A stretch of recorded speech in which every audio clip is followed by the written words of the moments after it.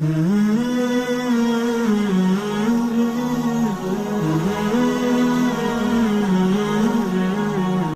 اس کے بارے میں کچھ تفصیلی بات ارشاد فرما دیں. صحیح حدیث ہے بالکل کہ آپ صلی اللہ علیہ وسلم نے قبر کو ایک بالش اونچا کرنے سے منع کیا اور قبر کو پکا کرنے سے بھی منع کیا. جب نبی کی صریح اور صحیح حدیث آ گئی ہے تو بحث ختم.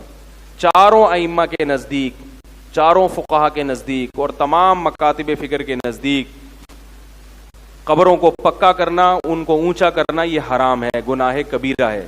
عیسائیوں سے عبرت حاصل کرو، امریکہ اور یو کے قبرستان جا کے دیکھو، ان میں کوئی آپ کو ڈبل منزلہ قبروں پہ عمارتیں نظر. اہل کتاب میں بعض چیزیں اچھی رہ گئی ہیں کیونکہ یہ اہل کتاب میں بھی یہی تھا کہ قبر کو پکا کرنے کی اجازت نہیں، تو وہ لوگ اس پر عمل کر رہے ہیں.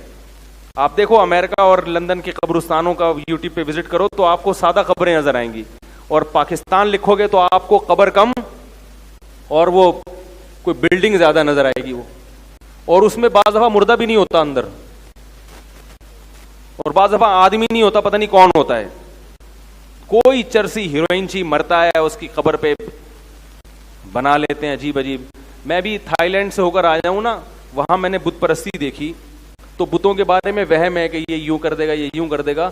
تو مجھے خیال ہوا کہ جیسے ان کے پاس ان بتوں کے برحق ہونے کی کوئی دلیل نہیں ہے، توہمات ہیں، ایسے ہی ہمارے پاس مزار پرستی اور ان روحانی ٹوپی ڈراموں کے برحق ہونے کی کوئی دلیل نہیں ہے، صرف توہمات ہیں. وہ توہمات کیا ہیں؟ ہندوؤں کا نتیجہ ہے کہ ہم نے فلاں بھگوان کی منت مانی تھی، ہمارا فلاں کام ہو گیا تھا. بعض دفعہ کام ہو بھی جاتا ہے نا، تو ان کے پاس ایسے کچھ واقعات ہوتے ہیں، وہ واقعات لوگوں کو سناتے ہیں، لوگ یقین کر لیتے ہیں. ہمارے ہاں بھی جو روحانی ٹوپی ڈرامے مارکیٹ میں چل رہے ہیں، ان کے پاس بھی واقعات کی ایک فہرست ہوتی ہے. فلاں آیا تھا، میں نے فلاں وظیفہ بتایا تھا، اس کا فلاں کام ہو گیا تھا. تو اللہ نے بھگوان کے جو پتھروں کے بنے ہوئے بت ہیں ان کے باطل ہونے کی دلیل میں یہ نہیں کہا کہ ان سے تم نے فلاں موقع پہ مدد مانگی تھی اور کام ہو گیا تھا، بلکہ اللہ نے کہا کہ تم کتنی چیزیں ان سے مانگتے ہو وہ پوری نہیں ہوتی. ایک دلیل یہ دی، الہم ارجل یمشون بہا، کیا ان کے پاؤں ہیں جس سے چل سکتے ہیں؟ یعنی اللہ نے بتایا کہ یہ اپنا کام نہیں بنا سکتے تو تمہارا کہاں سے بنائیں گے؟ لہذا جو کام تمہارے ہو گئے وہ انہوں نے نہیں کیے، وہ کس نے کیے ہیں؟ اللہ نے کیے، اور ان کی وجہ سے نہیں کہ وہ ویسے ہی غریبی میں کچھ کام ہو جاتے ہیں.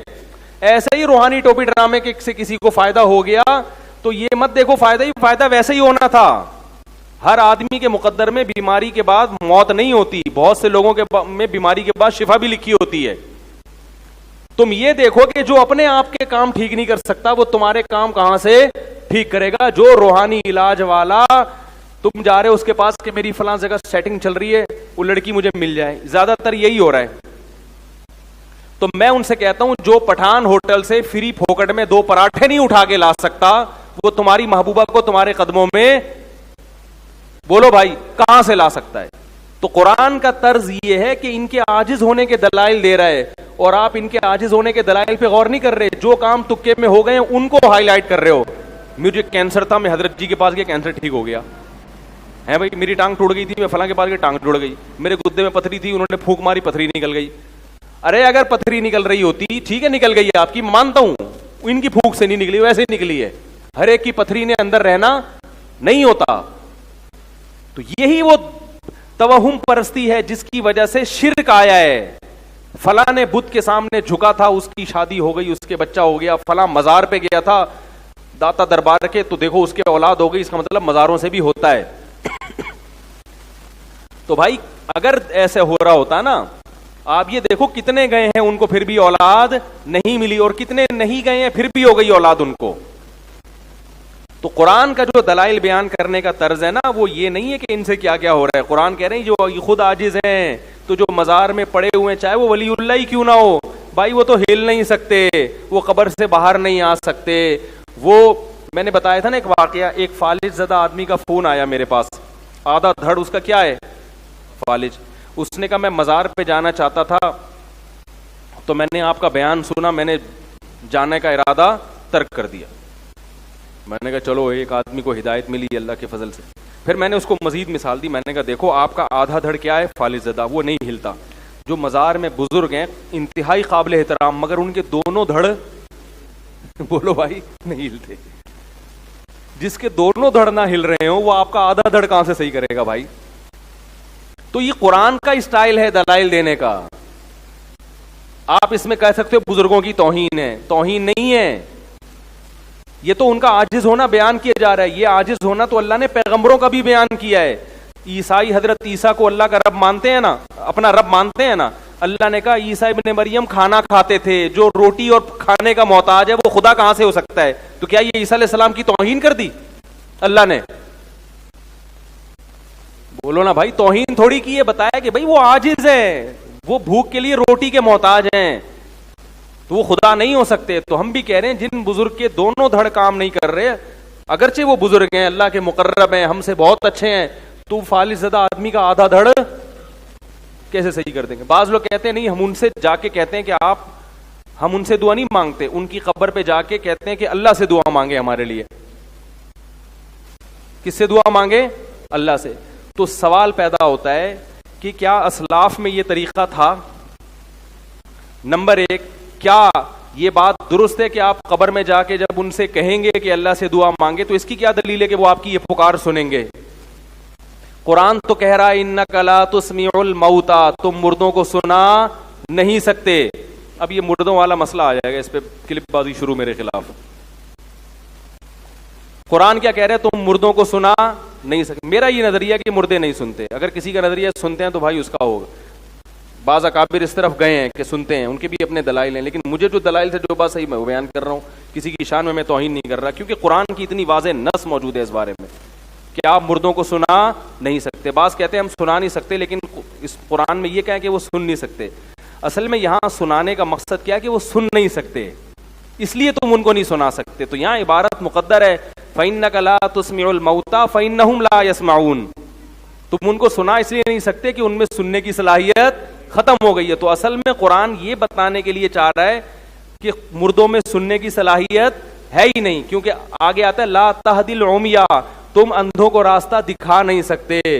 تو جیسے اندھا نہ دیکھ نہیں سکتا اس لیے نہیں دکھا سکتے, تو مردہ بھی چونکہ سن نہیں سکتا اس لیے آپ اس کو سنا نہیں سکتے. بالکل نص ہے یہ قرآن کی, بالکل واضح. اب تو عجیب ہو رہا ہے, بعض لوگوں نے مردوں کو قبروں سے دکھانا بھی شروع کر دیا. کہہ رہے ہیں سننا تو دور کے بعد مردہ اندر سے دیکھ بھی رہا ہے باہر. بھائی اتنا غلو مت کرو, سننے میں اختلاف ہے, وہ اختلافی مسئلہ ہے. ہاں احادیث میں جہاں سننا ثابت ہے جن مواقع پر, ہم وہاں بھی سننے کے قائل ہیں. جیسے کہ صحیح مسلم کی حدیث ہے کہ جب دفنا کے لوٹتے ہو تو مردہ چپلوں کی آواز سنتا ہے, وہاں ہم قائل ہیں سننے کے, تاکہ قرآن اور حدیث میں کیا ہو جائے, تطبیق ہو جائے. تو پھر دوسری بات یہ, اس سے شرک پھیلتا ہے. اور چلو فرض کیا وہ سنتے بھی ہیں, تو کیا زندہ دنیا میں کم پڑ گئے جو آپ مردوں کے پاس جا رہے ہو؟ ہیں بھائی, قبر میں جا کے آپ مردوں سے کہہ رہے ہو کہ سنیں, تو کیا زندہ بزرگ دنیا میں نہیں ہے؟ خاص طور پر جب ایک عمل سے بدعت کی تائید ہو رہی ہو اور یہ اسلاف کا طریقہ بھی نہ ہو. اسلاف کا یہ طریقہ نہیں تھا کہ قبروں پہ جا کے وہ یوں کہا کرتے تھے, وہ زندوں سے دعا کی درخواست کرتے تھے. تو جب یہ طریقہ بھی نہیں ہے تو یہ طریقہ بہرحال سنت کے خلاف. اور دوسری بات یہ کہ بعض چیزیں بذات خود جائز ہوتی ہیں مگر وہ ایک ناجائز چیز کا ذریعہ بن رہی ہوتی ہیں, اس لیے منع کر دیا جاتا ہے. یہ چیز شرک نہ بھی ہو تو شرک کا ذریعہ بہرحال ہے, کیونکہ قبر پرستی اسی سے پھیلتی ہے. ہمیں جو قبرستان جانے کا حکم ہے قرآن و سنت میں, وہ عبرت کے لیے. وہ کس کے لیے؟ کہ بھائی آج یہ چلے گئے, کل ہم نے بھی جانا ہے. فزورها فإنها تذکر الآخرہ. آپ صلی اللہ علیہ وسلم نے فرمایا قبر کی زیارت کرو, اس لیے کہ وہ آخرت کو یاد دلاتی ہیں. اس لیے بھائی ان چکروں میں نہیں پڑنا چاہیے, بزرگوں کا احترام کریں, ان کے لیے دعائیں کریں. اور مزاروں پہ, ویسے قبرستان جائیں, مزاروں پہ اسپیشلی نہ جائیں, کیونکہ مزاروں پہ ہلہ گلہ ہوتا ہے, دھوم دھڑکا ہوتا ہے, تو آپ کے جانے سے مجمع بڑھے گا اور بدعت کی تائید ہوگی. آپ صلی اللہ علیہ وسلم نے فرمایا میرے دنیا سے جانے کے بعد میری قبر کو عید گاہ مت بنانا. میلے ٹھیلے ہوتے ہیں نا, تو جیسے نبی کی قبر کی حفاظت ضروری ہے کہ عیدگاہ نہ بنایا جائے, ایسے ہی بزرگوں کی قبر کی حفاظت بھی ضروری ہے کہ ان کو عیدگاہ نہ بنائے. کسی نے زیارت کرنی ہے بس جائے, بزرگ کے لیے دعا مانگے اور پتلی گلی سے نکل لے وہاں سے بس. جیسے ہم نبی کی قبر پہ جاتے ہیں, آپ صلی اللہ علیہ وسلم پر صلاۃ والسلام پڑھا اور نہیں بھی پتلی گلی سے نکلتے تو ہمیں پتلی گلی سے شرطا نکال دیتا ہے. اگر وہاں شرطے نہ ہوتے تو وہ جگہ بھی عیدگاہ بن جاتی. ایک میلے ٹھیلے لگے ہوتے, ایک پروگرام چل رہے ہوتے باقاعدہ, تو یہ والے پروگرام قبرستان میں اس کی اجازت بولو بھائی نہیں ہے, کیونکہ قبرستان جو ہے نا وہ آخرت یاد دلانے کے لیے, وہ میلے ٹھیلوں کی جگہ نہیں ہے. اچھا میرے بھائی, مسلمان ہونے کا دعویٰ کرنے والا اگر کافر ہو تو کس طرح معلوم ہوگا کہ مسلم نہیں؟ ختنے چیک کر لو بھائی, اس کی پتہ چل جائے گا مسلم ہے یا نہیں ہے.